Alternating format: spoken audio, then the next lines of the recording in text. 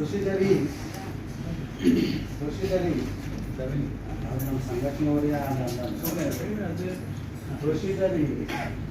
to allow the both petitions, allow the hearing the both the persons. Now Krishnappa is the petitioner in the appeal, writ appeal is absent for kind information. Please.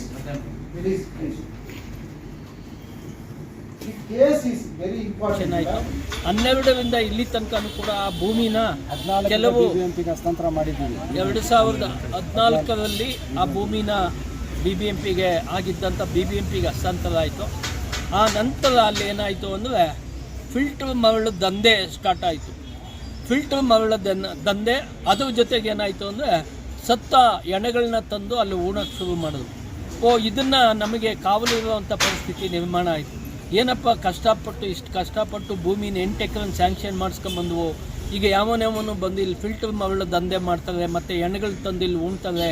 ನಾವೀಗ ಕಾಪಾಡ್ಕೊಂಬಂದಿದ್ದ ಭೂಮಿ ಈಗ ಕಂಡೋರ್ ಪಾಲಾಗ್ತಾ ಇದೆಯಲ್ಲ ಅಂತ ನಮಗೆ ಹೊಟ್ಟೆ ಒಗೆದು ಕೊನೆಗೆ ನಾವು ರಾತ್ರಿ ಹಗಲು ಅಂದೇ ಆ ಭೂಮಿ ಕಾವಲಿದ್ದು ಫಿಲ್ಟರ್ ಮರಳನ್ನು ಅನೇಕ ಬಾರಿ ಆಗಿನ BBMP ಅಧಿಕಾರಿಗಳಿಗೆ ಕಂಪ್ಲೇಂಟ್ ಕೊಟ್ಟವು. ಅವ್ರಿಗೇನು ಅಷ್ಟೊಂದು ಆಕ್ಷನ್ ತೊಗೊಂಡಿಲ್ಲ. ನಾವು ಕಾಂಪೌಂಡ್ ಹಾಕ್ತೀವಿ, ವಾಚ್ಮ್ಯಾನ್ ಇಡ್ತೀವಿ ಅಂತ ಹೇಳ್ಕೊಂಡೇ ನಮ್ಮನ್ನು ಯಾಮಾರಿಸ್ಕೊಂಬಂದವು. ಆ ನಂತರ ಎಣ್ಣೆಗಳು ನಾವೇ ಎಷ್ಟೋ ಸಲ ನಮ್ಮ ಕಣ್ಣೆದುರುಗಡೆ ತಂದು ಎಣ್ಣೆಗಳನ್ನ ಲೂಡಕ್ಕೆ ಬಂದವ ಗಲಾಟೆ ಮಾಡಿ ಅಲ್ಲಿಂದ ಓಡಿಸಿ ಅವರ ಹತ್ರ ಜಗಳಗಳು ಮಾಡಿ ಕೊನೆಗೆ ನಾವೇ ಎಷ್ಟೋ ಜನಕ್ಕೆ 2-3 ಜನಕ್ಕೆ ನಾವೇ ಗುಂಡಿ ಹೊಡ್ಕೊಟ್ಟಿದ್ದೀವಿ. ಆವೇ ಕೋಲ್ ತೊಗೊಂಡು ಗುಂಡಿ ಹೊಡೆದು ಕೊಟ್ಟು ಆ ಭೂಮಿನ ಕಾಪಾಡ್ಕೊಂಬಂದಿದ್ದೀವಿ. ಇವತ್ತು ಜನ ನೆಮ್ಮದಿಯಾಗಿ ಅಲ್ಲಿ ಮನೆ ಕಟ್ಕೊಂಡು ವಾಸ ಮಾಡ್ತಾ ಇದ್ದಾರೆ. ಯಾಕೆಂದರೆ ಇವತ್ತಿನ ಸರ್ಕಾರ ಬಡವರ ಪರ ಏನಾದರೂ ಕಾಳಜಿ ವಹಿಸ್ತದೆ ಅಂದರೆ ಇಲ್ಲ. ಯಾವ ಸರ್ಕಾರನೂ ಕೂಡ 2 ಲಕ್ಷ ನಾವೇ ದುಡ್ಡು ಹಾಕೋದು ಅದನ್ನು ಬಡಾವಣೆ ನಿರ್ಮಿಸೋದಕ್ಕಾಗಿ 8,20 ಲಕ್ಷ ರೂಪಾಯಿಗಳನ್ನು ಸರ್ಕಾರದಿಂದ ಮಂಜೂರು ಕೂಡ ಮಾಡಿಸುವ ಆ ಹಣನ ಬೇರೆ ಉದ್ದೇಶಕ್ಕೆ GBA ಅಧಿಕಾರಿಗಳು ಬಳಸ್ಕೊಂಡರು. ಆದರೆ ನಾವು ಜನಗಳ ಹತ್ರನೇ ದುಡ್ಡು ವಸೂಲು ಮಾಡಿ ಇವತ್ತು ಕನಿಷ್ಠ 2-3 ಕೋಟಿ ಖರ್ಚು ಮಾಡಿ ಅಲ್ಲಿ ಭೂಮಿನ ಸಮತಟ್ಟು ಮಾಡಿರೋದು. ನಿಜವಾಗ್ಲೂ ಕೂಡ ಆ ಜನ ಎಲ್ಲ ಕೈ ಜೋಡಿಸಿ ದುಡ್ಡು ಕೊಟ್ಟಿದ್ದರಿಂದಾಗಿ ಇವತ್ತು ಅಲ್ಲಿ ಯಾಕೆ ಸೇರಿದ್ದಾರೆ ಅಂದರೆ ಉಚ್ಚ ನ್ಯಾಯಾಲಯ ಒಂದು ಆದೇಶ ಮಾಡಿತ್ತು. GBA ಬೆಂಗಳೂರು ಕಮಿಷನರ್ಗೆ ಒಂದು ಪತ್ರ ಬರೆದಿದ್ರು. ಇವತ್ತು ನೀವು ಅದೇನು ತೀರ್ಮಾನ ಮಾಡಬೇಕು ಇವ್ರಿಗೆ ಲೆಟ್ರ್ ಕಳಿಸಿದ್ರು. ಆ ಲೆಟ್ರ್ ಪ್ರಕಾರವಾಗಿ ನಾವು ಇವಾಗ ಬಂದಿದ್ದೀವಿ. ಬಂದು ನೋಡಿದಾಗ ಬೆಳಗ್ಗೆ ಈ ಮೀಟಿಂಗ್ ಕ್ಯಾನ್ಸಲ್ ಆಗಿದೆ ಅಂತ ಹೇಳಿದ್ರು. ಇವಾಗ ಅಲ್ಲಿ ವಿಧಾನಸೌಧದಲ್ಲಿ ಅವ್ಯವಸ್ಥೆ ನಡೆಯೋದ್ರಿಂದ ಅಲ್ಲಿ ಯಾವುದೋ ಒಂದು ಇದು ಮೀಟಿಂಗ್ ಇತ್ತು ಅಂತ ಇದು ಮಾಡಿದ್ರು. ಆಮೇಲೆ 2 ಗಂಟೆಗೆಲ್ಲ ಅದು ಕ್ಯಾನ್ಸಲ್ ಆಗಿದ್ದರಿಂದ ನನ್ನ ಮೀಟಿಂಗ್ನ ತಿರುಗಿ ಎತ್ಕೊಂಡಿದ್ದಾರೆ ಕಮಿಷನರ್ ಅವರು. ಈಗ ಬಂದಿದ್ದಾರೆ. ಅವ್ರಿಗೆ ನಾವು ವಿಶೇಷವಾಗಿ ಏನು ತಿಳಿಸಿದ್ದೀವಿ ಅಂದರೆ ಅಲ್ಲಿ 240 ಚಿಲ್ಲರೆ ಕುಟುಂಬಕ್ಕೆ ನಾವೇನು ಉಚ್ಚ ನ್ಯಾಯಾಲಯದಿಂದ ಆದೇಶ ಮಾಡ್ಕೊಂಡು ಬಂದಿದ್ದೀವಿ. ಆ ಒಂದು ದೀಪನೂ ಆರಿಸುವಂಥ ಕೆಲಸ ಆಗಬಾರ್ದು. ಎಲ್ಲ ಹೆಣ್ಣುಮಕ್ಕಳು ಎಲ್ಲ ತಾಯಿಂದಿರಲ್ಲಿ ಚೆಂದಾಗಿ ಬದುಕಬೇಕು, ಅವ್ರಿಗೆಲ್ಲ ಮೂಲಭೂತ ಸೌಕರ್ಯ ಮಾಡಿಕೊಡ್ಬೇಕು ಅಂತ ಹೇಳಿದ್ದೀವಿ.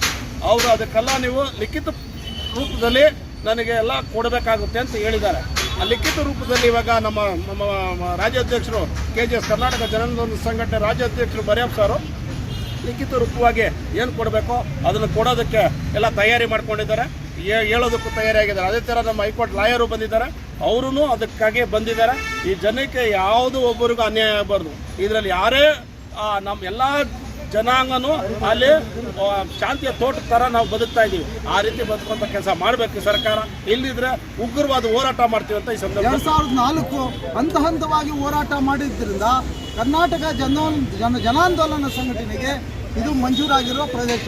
ಈ ಪ್ರದೇಶದಲ್ಲಿ 248 ನಿವೇಶನಗಳನ್ನು ನಾವು ಮಾಡಿದ್ದಾರೆ ಅಂತ ಹೇಳ್ತಾರೆ. ಅಣ್ಣ ತಮ್ಮಂದ್ರೆ ಎಲ್ಲನೂ ಒಕ್ಕೂಟ ಎಲ್ಲ ಸೇರಿ ಅವರೇ ಕಚ್ಚಿಟ್ಕೊಂಡು ಮನೆಗಳು ಕಟ್ಕೊಂಡು ನಿರ್ಮಾಣ ಮಾಡ್ತಾ ಇದ್ದಾರೆ. ಇವಾಗ ಈಗಲೂ ವಾಸವಾಗಿದ್ದಾರೆ. ಇಂಥ ಜಾಗದಲ್ಲಿ ಯಾರು ಬಡವರಿದ್ದಾರೆ ಅಂಥವ್ರಿಗೆಲ್ಲ ಹಂಚಿಕೆ ಪತ್ರ ಕೂಡಲೇ ಕೊಡಬೇಕು ಅಂತ ಸರ್ಕಾರ ಆದೇಶ ಮಾಡಿದೆ. ಕೋರ್ಟ್ಗೆ ಆದೇಶ ಮಾಡಿದೆ. ಕೋರ್ಟ್ ಆದೇಶ ಮಾಡಿದೆ ಸರ್ಕಾರಕ್ಕೆ. ಆದ್ದರಿಂದ ಸರ್ಕಾರ ಆದೇಶದ ಪ್ರಕಾರ ಇವತ್ತು BBMP ಅವರು ನಮ್ಮ ಯಾರಿದ್ದಾರೆ ಗ್ರೇಟರ್ ಬ್ಯಾಂಗ್ಳೂರು ಅಥಾರಿಟಿ ಏನಿದೆ ಅವರು ಕಾರ್ಯನಿರ್ವಹಿಸಬೇಕು. ಅದು ನ್ಯಾಯಾಲಯ ಆದೇಶದಂತೆ ಕ್ರಮ ಕೈಗೊಳ್ಳಬೇಕು. ಈ ಹಿಂದೆ ಆದೇಶ ಮಾಡಿರೋದು ಇವತ್ತು ಹಾಜರಾಗಿದ್ದೀವಿ. ಈಗ ಹಾಜರಾಗಿ ಅದರಲ್ಲಿ ಡೈರೆಕ್ಷನ್ ಪ್ರಕಾರ ಇವತ್ತು ನಾವು ಹೋಗಿ ಹಾಜರಾಗ್ತೀವಿ. ಇಲ್ಲೆಲ್ಲ 248 ಜನ ಇವತ್ತು ಬಂದಿದ್ದಾರೆ. ಅಧ್ಯಕ್ಷರು ಬಂದಿದ್ದಾರೆ. ನಾವು ಹೋಗ್ತೀವಿ, ಒಳಗಡೆ ಹೋಗಿ ಅಲ್ಲಿ ಇವ್ರನ್ನ GBA ಕಮಿಷನರ್ನ ನಾವು ಗ್ರೇಟರ್ ಬ್ಯಾಂಗ್ಳೂರ್